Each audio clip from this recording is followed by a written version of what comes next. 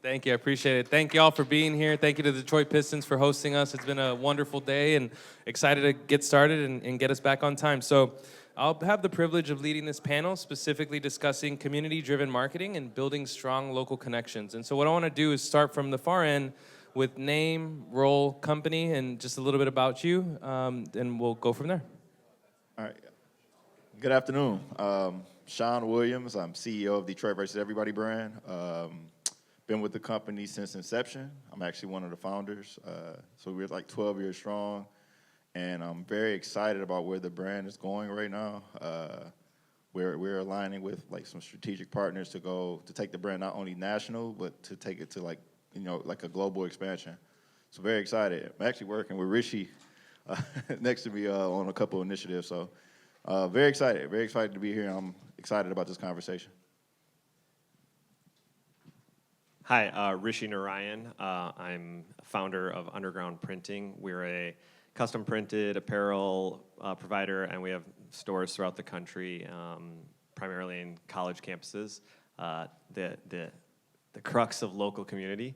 And I have some other startups and things, and I teach in the Center for Entrepreneurship at U of M. So I get to hear about a lot of different ideas and fun ideas with the students, which is fun. All right, you got one. My name's, you need it back? Oh, it's not on. There you go. Simple, right? I'm on mute.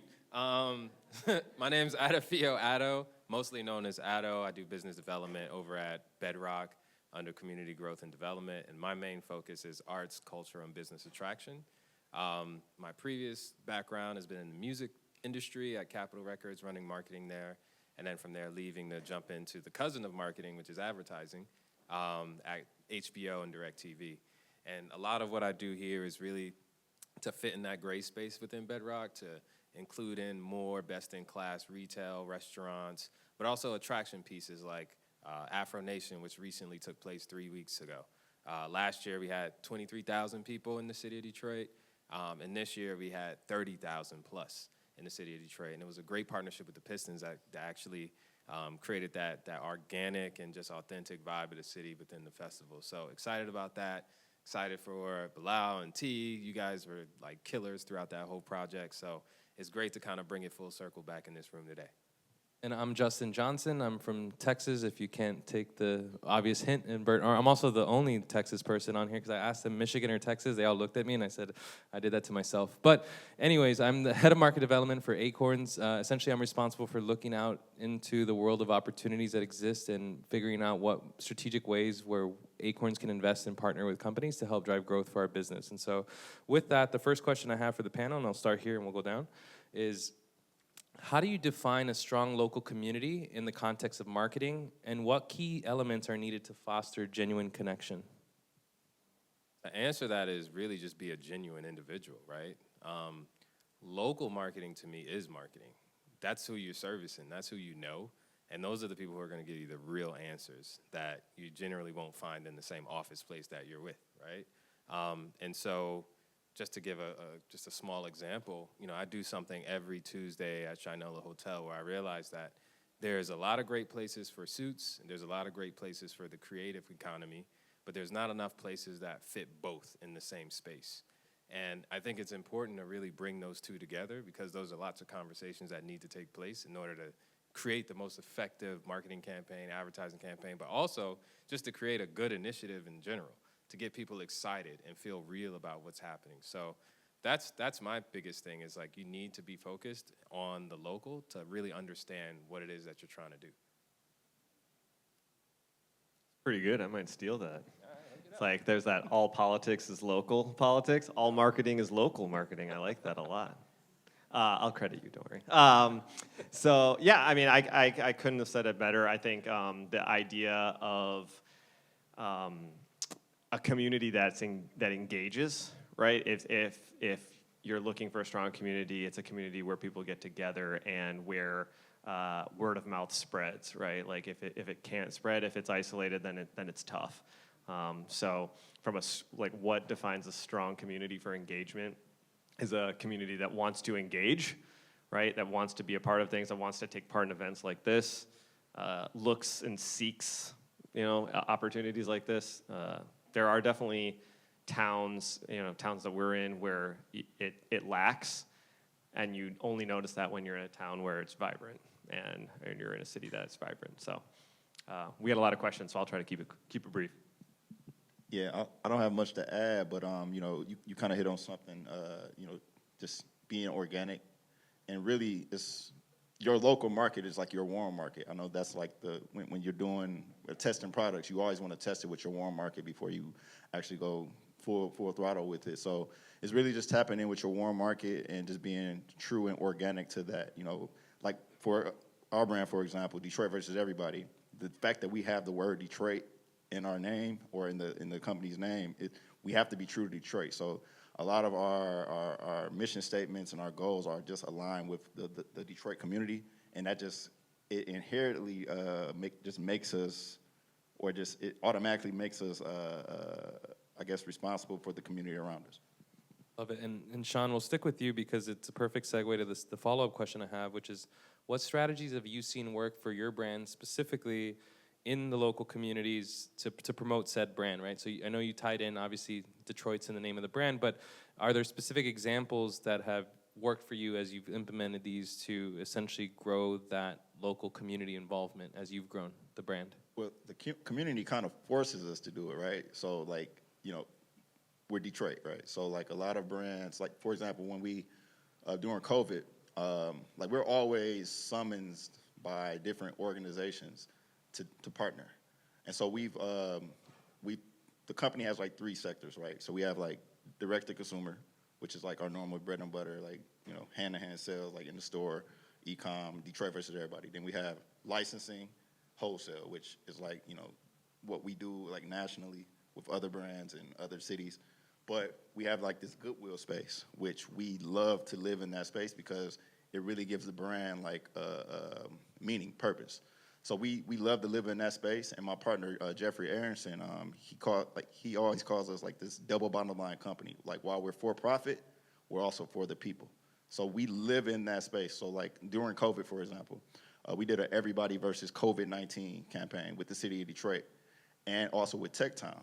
And we used our platform to raise money for small businesses that were struggling during COVID, but also it was just a thing where we just kind of galvanized. Our brand, it's turned into this, we're for the underdogs, for the people that's, if you're struggling, you come to our brand. It's just, because that's what we did with Detroit. So our brand just, we thrive in that space, of just, giving back. So I think we stay in that, we just tend to hone in on that.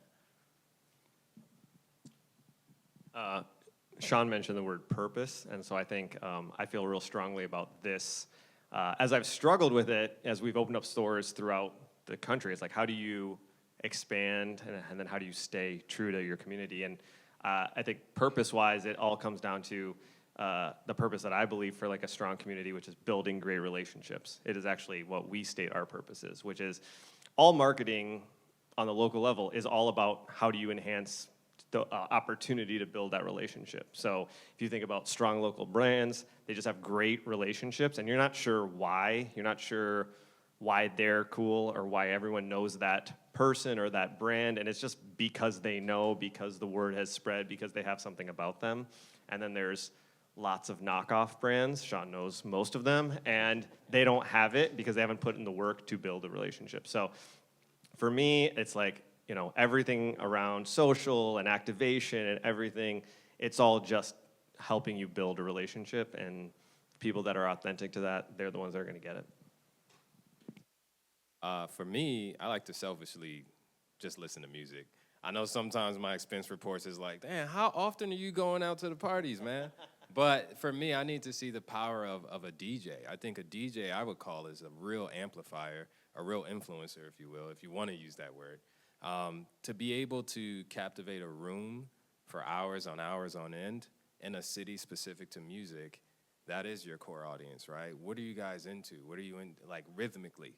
And how can I convert that into something real for you guys, right? How can you dance to my campaign? How can you move to something that I'm tasked to do with Detroiters? And so I generally like to work with people that are here.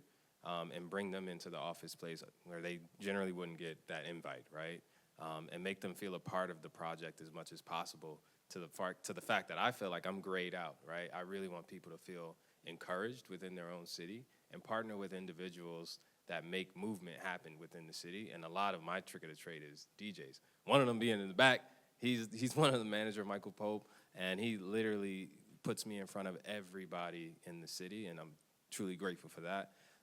But Dawn Light is, if you guys have an experience when you're back in Detroit, if you're from here or not, that is a night that you're going to regret the next morning because you're going to have that headache, but it's going to be worth it. Every drop, every dime of sweat that happens at one of his events, it's with some of the most incredible people within the city. And to know what they do and to know what they care about and finding ways to get their bottom line to meet my bottom line, that's how I make it real.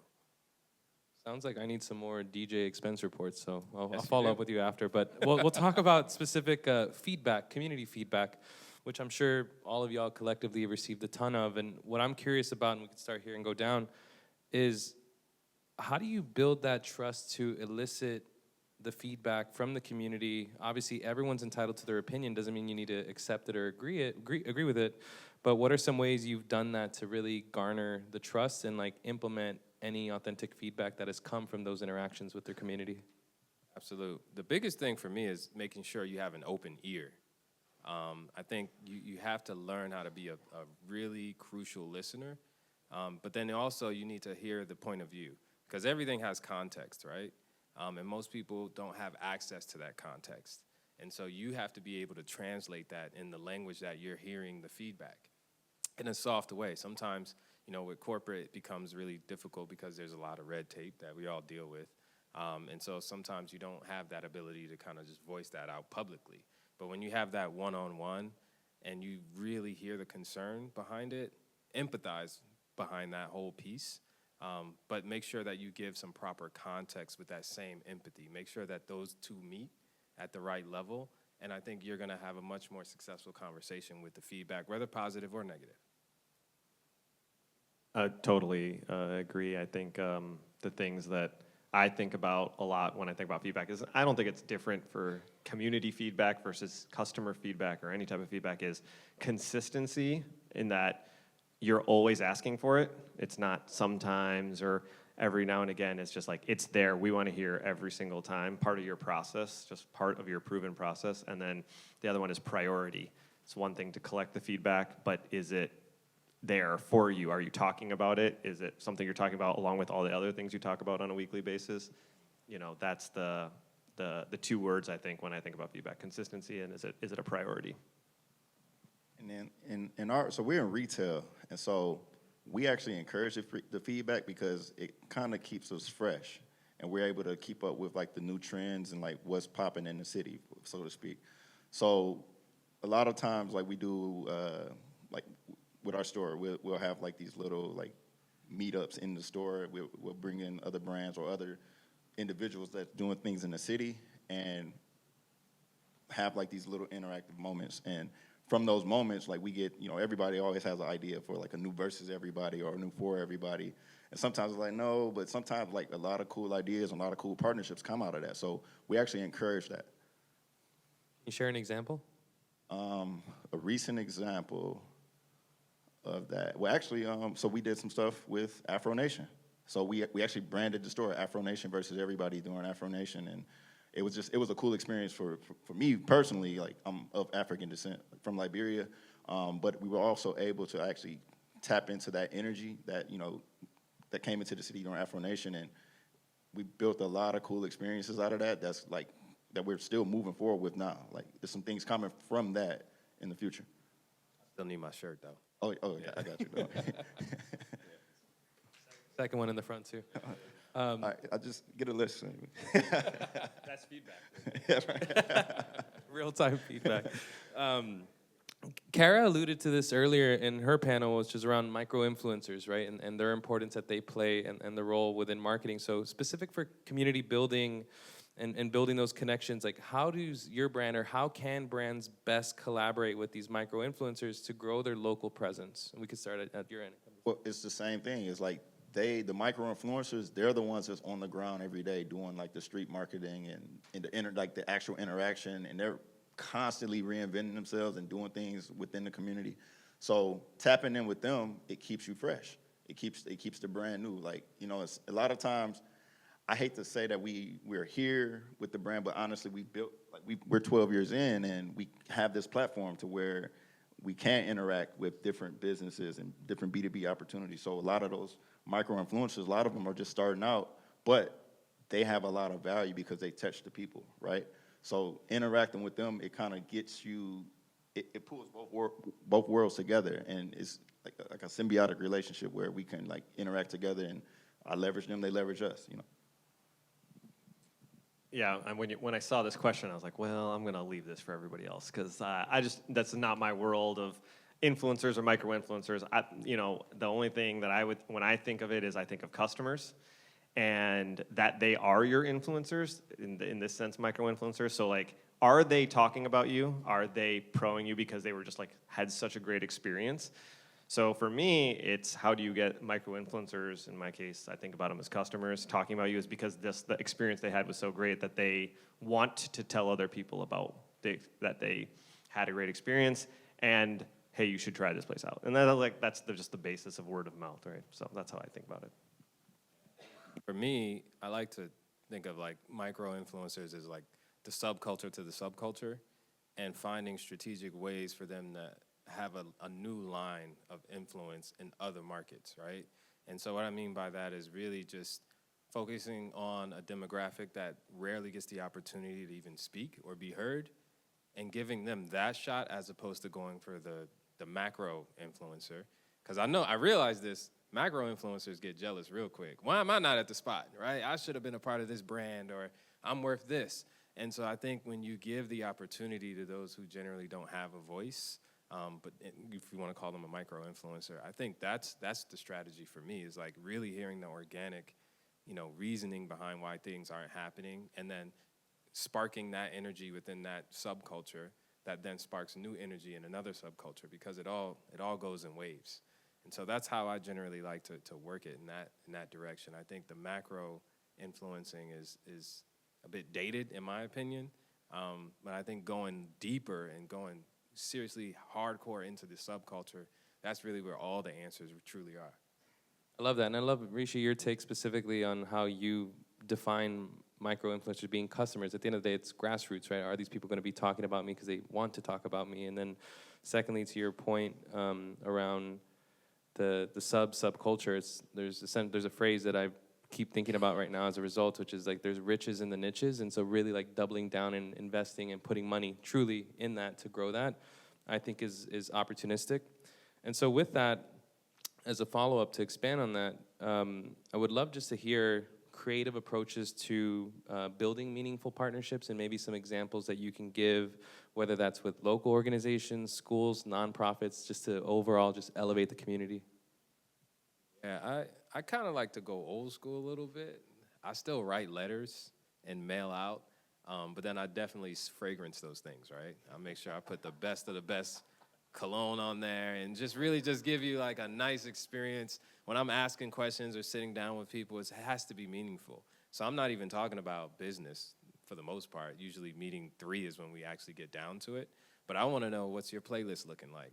If I could trust your playlist, I could do business with you, right? And if it's different, that's totally cool, but I'm giving you an album, I'm giving you your favorite wine or champagne, I'm giving you a handwritten letter to get in front of you in a different way. I think emails, it's easy to miss, especially like summertime, holidays, family, there's so much going on, and it's nice to get a refreshing piece of history when you get a letter in the mail, a handwritten letter from me, and I'm like, don't hate me if I didn't answer your text, but I wanted to specifically talk to you for a unique reason, and I want to do business in a special way, and it starts with this note. And I think that just gets me ahead, a lot further, because it's something you don't expect. So those are like the relationships I like to foster, a real personal relationship, because aside from our industry title, we're human beings. We all like to feel good. We all like to, make sure that we're seen and heard at every level, and just reminders to ourselves that we are human beings. So those relationships foster into big business for me, and it's been working for the last 10 years. My philosophy tends to be just like how I am or how I want to be personally, which I know Bilal and I have had a lot of conversation with, and it just stems from something you just said you do, which is give before you get. Give of yourself before you get. Ask to do something for someone before you ask of something from them. And that's, I think that's also like what we would teach our kids. So like generally all those rules, they apply, and that's how you build a great relationship. Yeah, I like that one, and that's kind of like how, like I don't really know how to answer this question because, I mean, it's kind of like I just do, right? So a lot of it, like if I want to partner with somebody, or if I see a need, like, or the brand, like Tommy and I, like we see something, Tommy will call me like 3 in the morning, like he has no sense of time. Like he's like 3 in the morning, he calls me like, hey, I think we need to do this. I see a need here, boom, boom, boom, and then we'll call that entity the next day, and we just like kind of jump hands on in it. And so that's kind of that's just how we move, and it's super organic. And a lot of times people are like, why are you guys like this? Like, why are you so nice with the brand? And it's just like, that's just like where we are with it. Like, and we tend to stay in that goodwill space. Yeah, I love it. I mean, if anything, I took across, intentionality, kindness is cool, and it helps when the letters smell nice to get a response and some business. I'll give you my address just in case, and maybe my favorite list of artists too. I'm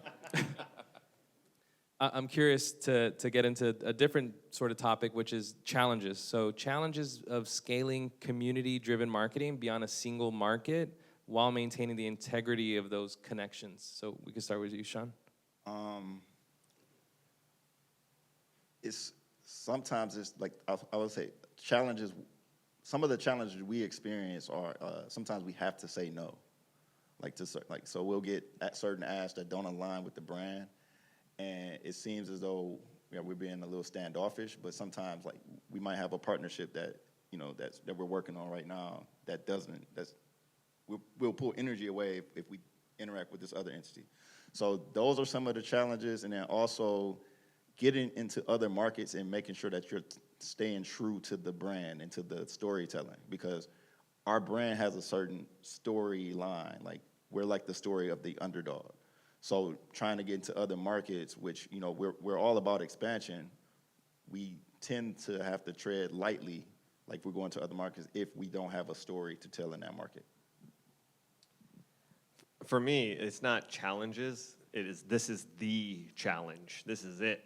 It's all like if you want to be local in community and you want to expand into other communities, how do you do that authentically? And for me, in the beginning, when we would open up in college towns, if you want to be in a college town and feel like you've been there a long time, you just have to last 4 years. Then you have freshmen, and no one knows you weren't there for, you just got there, right? The other way to do it is just to adopt their colors, and that's what we did. So our branding was all over the place for a long time. It was a lot of like maize and blue and green and white and so on and so forth. And eventually we got past that as the way that we were authentic in the community, and realized that it comes from expertise. So it is about knowing where to go and who to talk to, and know the ins and outs of what you should put on a shirt or what you shouldn't put on a shirt. The expertise is the way that you can be authentic, at least one way, and that's kind of the community expertise is where we try to live. No, I didn't miss that color. That color doesn't get spoken this weekend. We'll talk after. For me, because mine is so real estate specific, and it's to our downtown core, right? And so, there's a few vacancies that you can obviously see, and you ask folks like, what do you want downtown? And everyone has a lot of ideas. But again, it goes back into the context piece, right? Every idea is not always going to be a solid idea. And so what I generally do in this challenging bit is I put on my mentorship hat, where I say, okay, that's incredible, but it won't work for us. But here's how I think you should see it for yourself, right? A lot of times folks have great ideas, and I'm like, man, I love the ability that you can come up with something like that. But have you thought of running that for yourself? And then once you get there, your bottom line now becomes my bottom line. And now we can work together and build something even bigger together. And so folks are just like, can be a little intimidated by their own ideas, But I really encourage that and keep that mentorship hat on throughout that conversation. So that's kind of how I get through any challenges. I have a very short, small hard drive space in my brain because I have 2 children. And so when it comes to any kind of major big ideas, I always task them, well, how about you start it? And here's how you do it. And here's the strategy plan that you can work on for the first 6 months. So I'm not just giving you a cover story of like, go work on it for yourself.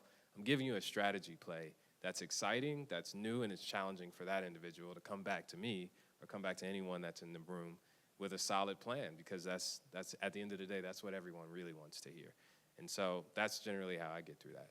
Love it. And as we approach time, because this conversation has flown by, genuinely would love just to end on a positive note, which is there anything you want additionally you want to share or have the marketers in the room leave with as they take away from this conversation?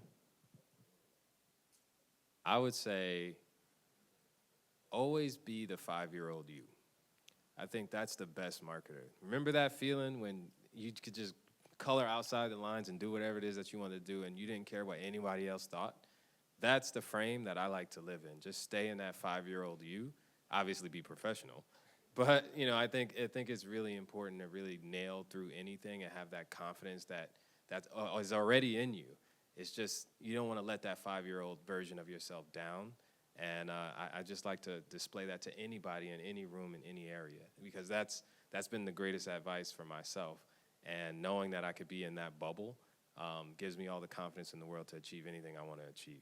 And to my younger self, when I didn't have the grays, I got to change that photo. It feels good to look at an old photo and can say to myself, I'm proud of you, man. Like, I'm really proud of you. And I think all of you guys should be proud of yourselves in this room for doing what you do and doing it well with passion, integrity, and, just thought-provoking energy that could last a lifetime. So, yeah, that's what I would give to everybody, and that's what I would give to myself. At least you're looking straight ahead in your photo. Where am I looking? I forgot to submit a photo, apparently. So I really like quotes. Like I really love a great quote, and I read this quote, and I added it to a slide in class recently, and I'm gonna say it, and everyone just take it with a grain of salt because there's a nugget in there. I don't mean it exactly literally, but the founder of Geek Squad, I read this quote that he said, "Marketing is the price you pay for being unremarkable," and I'm not saying we're not all unremarkable, but there's like a little nugget in there, which is that what you do is what matters, and then marketing just highlights around that. So if what you do isn't remarkable or doesn't speak to your audience, then it doesn't matter. And like Detroit versus Everybody is the quintessential case in point. Sean, Tommy, the brand is amazing. It is remarkable, and thus the marketing works. So all the excess marketing is just to try to make unremarkable things, popular. So again, take it with a grain of salt. I don't mean I believe it perfectly, but I did like that quote. It really stuck out in my mind. I thought you were saying we were unremarkable. No, you're remarkable. You're remarkable. But no, I guess the thing I would say is no matter what you do, what the product you're selling or what service you're selling, I think where the world is now in marketing, you need to be able to speak to all audiences and all people. So I think that's the cool, unique thing about our brand. And I thank God for it every day, but we're able to talk to all people, right? Everybody. So the word everybody is like, I always focus on that. Like, I remember when we first started, you would get like the grandfather coming in saying that my grandson stole my shirt. And then next week, it'd be like the young grandson coming in saying, my grandfather stole the shirt. And that was like crazy to me, because it's like, in what scenario is the grandfather or are the grandfathers and the grandsons interacting in that type of space, right? Where they're stealing from each other and they're like operating on doing the same product. Like, because traditionally they don't listen to the same music. They don't wear the same clothes. But in this instance, they're wearing the same shirt, right? So I think that's just a cool thing with the brand, but it just taught me, like, no matter what the product, because we're moving from just being a t-shirt retail brand. Like, we're turning it to a lifestyle storytelling brand. So it's just cool for us to be able to hit different sectors. Like we're doing stuff with NBA teams. We're doing stuff with MLB teams, with NHL teams, but then we're also doing things with business organizations, hospitals, and then we're doing things with, schools. So it's like we're hitting all different sectors, all different industries, and I think that's just like the cool thing about our brand. And if you're going to market anything, just be able to market it, whatever it is, to everybody. Get a big round of applause for my remarkable panel, and thank you for the time.